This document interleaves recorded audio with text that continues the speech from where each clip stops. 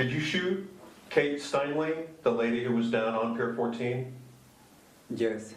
Shortly after his arrest, 56-year-old undocumented immigrant Juan Francisco Lopez Sanchez, a 7-time convicted drug felon who's been deported 5 times, admits to shooting Kate Steinle on Pier 14 in San Francisco.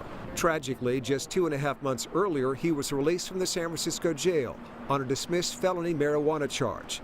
In accordance with the city's Safe City policy, he was set free without notifying immigration officials, who in all likelihood would have deported him again.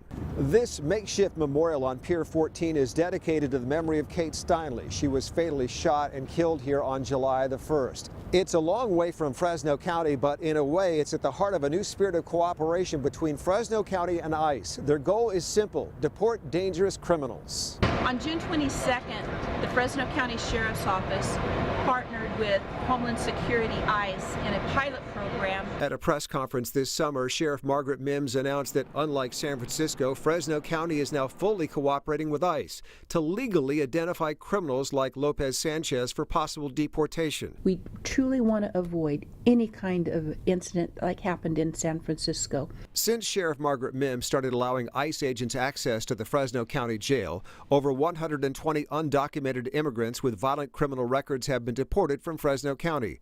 The sheriff says it's a public safety issue, not an immigration issue. We are cooperating with ICE to keep our communities safe. The new program streamlines communication with ICE, targeting only serious criminals. I wake up every morning, it's the first thing you think about, and how did this happen to Kate? We are hurt, and it's a daily struggle. We traveled to San Francisco. I asked Brad Steinle, Kate's brother, what he thinks about the new program that Sheriff Mims has implemented. I commend the sheriff of Fresno. She's done a fantastic job. He also can't help but wonder if Fresno County's policies had been in place in San Francisco, if his sister would still be alive today. He wouldn't have been on the pier to shoot Kate. Some would argue that Kate Steinle's death and Fresno County's new cooperation with ICE are symptoms of a much bigger problem. Consider this: since January 2014, over 10,000 undocumented immigrants have been released from custody in California without immigration officials being notified. Part of the reason for that is AB 4, also known as the Trust Act. It took effect on January the 1st, 2014. It limits the power of law enforcement agencies from detaining or holding criminal undocumented immigrants for deportation. The new law also means misdemeanor offenses like traffic tickets, a DUI, or driving without a license, and even some domestic violence allegations won't get you arrested or deported. It just simply is not occurring. Kern County Sheriff Donnie Youngblood likes what Fresno County is doing and will soon have ICE agents in his jail too. We think if it works there, it's probably going to work here. Sheriff Youngblood says it's about closing the communication gap with ICE on violent criminals.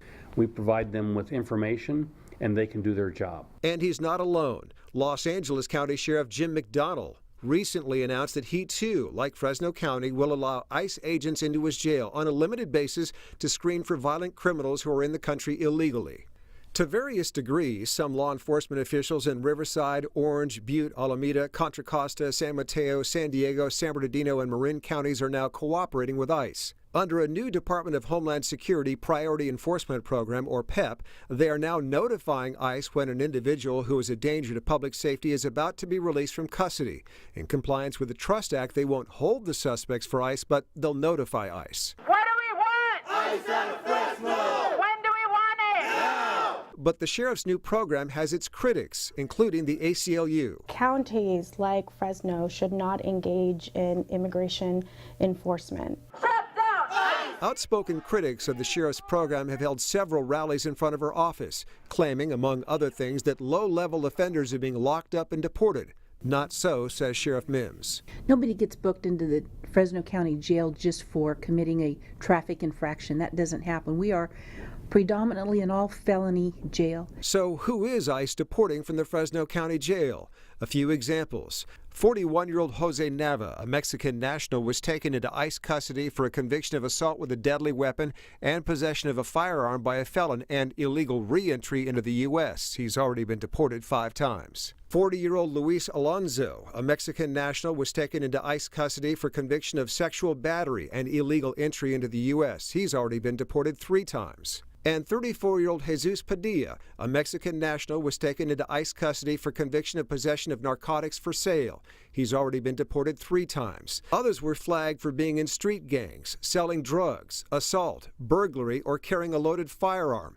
All of the crimes committed while in the country illegally. One inmate, a 31-year-old Mexican national, has been removed from the U.S. 19 times. But not everyone targeted by ICE is a Priority 1 offender under PEP. Some are Priority 2 offenders, meaning they've had at least 3 separate serious misdemeanor charges like burglary, domestic violence, or possession or use of a firearm, or sexual abuse, to which Sheriff Youngblood says, It could be 3 victims before we get to a point where we can deport you. That's absurd. Sheriffs Mims and Youngblood say their law and order approach has nothing to do with hardworking, law-abiding people who are in the country illegally. It has everything to do with public safety. If you're here illegally and you commit crimes, we want you out of the country. I don't want you in my county. You have to do what's right, and that's the right thing to do. The Steinle family supports what Sheriff Margaret Mims is doing and is now pushing for a federal law that would require mandatory prison sentences for suspects like Lopez Sanchez. In